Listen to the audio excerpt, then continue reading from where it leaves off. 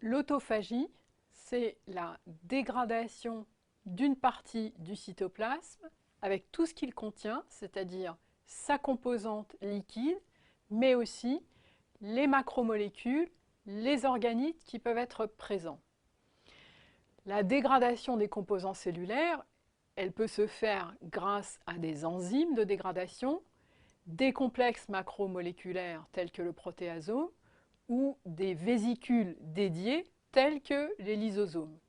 L'autophagie, c'est l'ensemble de ces processus de dégradation. Cette autophagie est indispensable pour maintenir les grandes fonctions cellulaires. L'équilibre entre la synthèse de molécules et la dégradation de ces molécules. Il doit y avoir, grosso modo, dans la cellule, à peu près autant de synthèse que de dégradation. Le turnover, c'est-à-dire le renouvellement de routine des composants cellulaires, et la fourniture de produits destinés à la production d'énergie.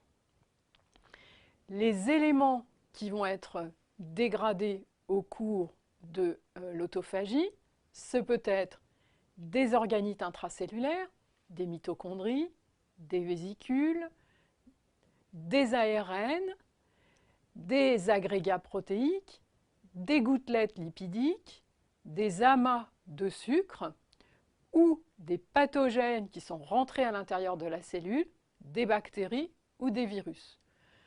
Tout ceci va être dégradé en composants de base, des acides aminés, des sucres et des lipides, qui vont être utilisés et recyclés pour refaire de nouveaux constituants cellulaires et pour être dégradés pour produire de l'énergie dans la cellule.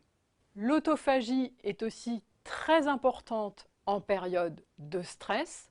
Elle va être augmentée en période de jeûne, quand l'organisme est privé de l'arrivée de nutriments de l'extérieur, ou quand le taux d'oxygène baisse fortement dans le sang, ou quand il y a une infection importante, ou quand il y a eu des lésions cellulaires importantes, par exemple une irradiation ou une chimiothérapie.